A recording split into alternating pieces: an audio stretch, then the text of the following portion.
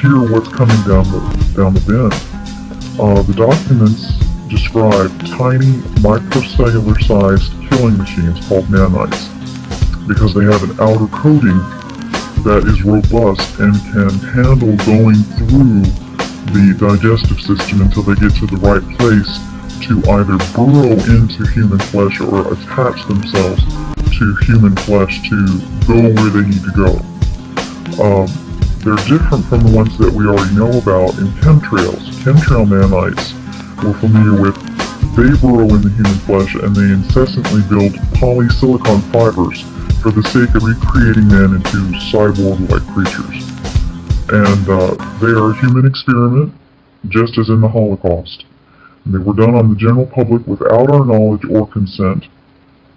Morgellons, as you may well know of, which is a dreadful disease of terrible open sores and fibers coming out of the body that doctors refuse to give credence to, is the result of these nanites that are poured down on us in chemtrails, are made for one simple purpose, and they are to burrow into the bloodstream, gain entrance to the brain and other areas of the body in order to attach themselves to that tissue and lay in wait for classified military frequency signal to give them their working orders. At which time, they manipulate the brain and other areas of the body to send signals to those other areas of the body to affect what is called a cytokine storm. It's a sort of immune system feedback loop that is like your immune system on steroids. They cause the body's immune system to turn against itself and mimic virulent flu-like symptoms that develop into upper respiratory infection, fluid in the lungs, pneumonia, and eventually death. The target survival rate for the powers that be is 2%. Now they're saying that they want 99% of the populace infected with these things, and most of us are already. This program began in 1995. Now I'm not saying they were sprayed or put into the water or the other places where they're implemented in 1995, but that's when the program began. Now the two documents, I'll read them out to you. The cover page document says DTFN estimates for nano-domestic quail Phase 4 updated compliance, and this is for the Assistant Director of Advanced Projects, the Office of DARPA Command, for the Department of Secretary of Defense eyes only. Then it describes nano-domestic quail in the other document, and it says that there needs to be more inflows of dispersal in Pepsi Company, 9.9% more, Nestle, 8.5% more. It goes on with the different percentages. Chicago Municipal, that's referring to the water supply. Atlantic Municipal, another water supply. Coca-Cola, Los Angeles Municipal, and Seattle Municipal. These are just a few of the very many areas that these things have infiltrated. To give you a little bit more of a heads up as to where these things are. Now, I have contacted my NASA contacts on this, and I have verification and confirmation from numerous sources. My NASA contacts have confirmed that this is true, and when I asked him for any kind of documentation that they could give me, they are not directly involved.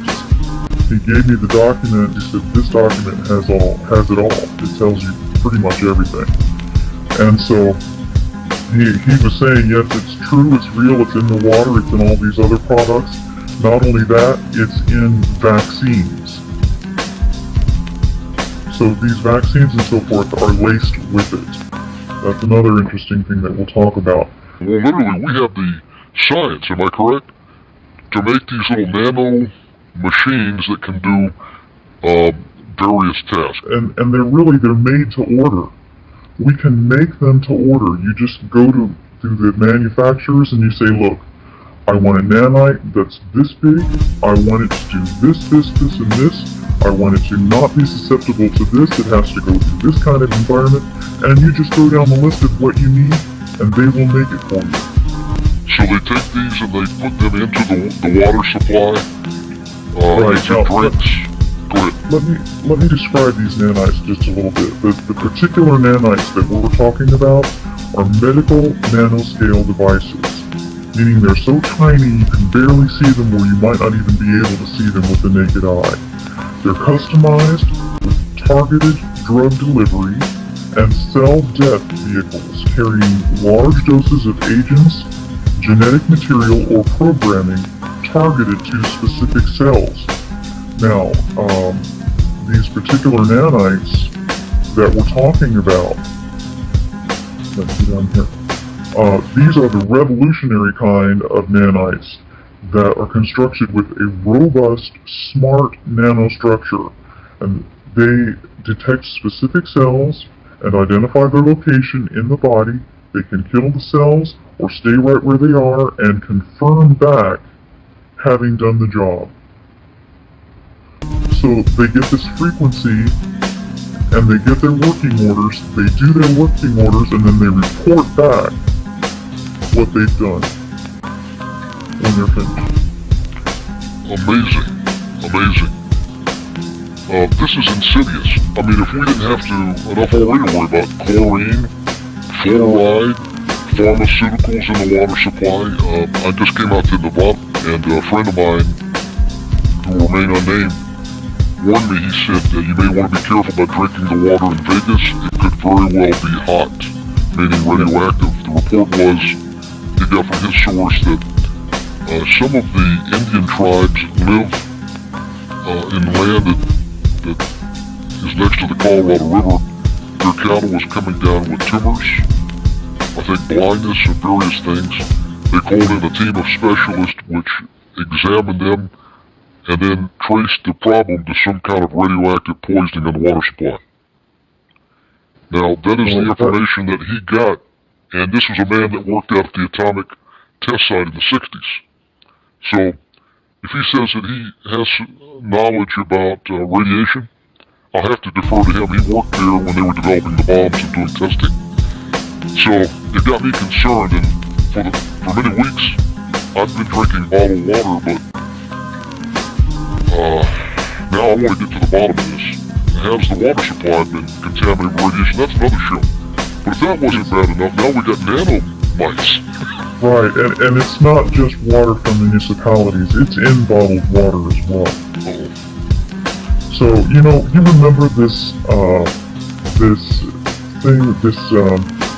public drive that the president's wife went on, how that Americans needed to drink more water. You need to drink at least 9 glasses of water a day and you'll feel better. And the doctors came out and said that's the most ludicrous thing I've ever heard. Why would she say this and make it a public drive to do it? Because what she's saying is not scientifically correct. Why is the president's wife telling Americans we need to chug water? Can these nanites be remotely activated? Or are they pre-programmed to do their mission at a certain time on their own? They are pre-programmed, but they are activated when they're given their working orders. Basically, when the top secret classified military frequency is sent out, is emitted, they get that frequency order. Okay, now it's time to do your task. Once they're done with their task, they report back. Or if it's a continuing task, they report as they go. Now, a new report reveals that at least 104 food packaging and agricultural products contain nano ingredients. They're now on sale internationally.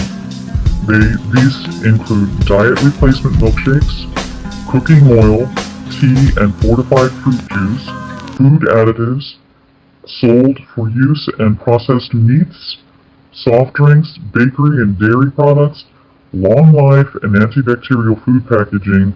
It's in the packaging and antibacterial kitchenware. Amazing. Now, there's been evidence already that these nano ingredients have toxic risks for humans and the environment. Okay, there's people who are opening their eyes, environmentalists and other doctors and so forth, that are not in on the plan, are saying, hey, wait a minute, some things are happening. People are getting tumors. People are having other issues with this. The environment is being cluttered with this. This is pollution. You're polluting the environment with this stuff. So if there's an impact of these nanoparticles on living cells, that's urgently needing evaluation.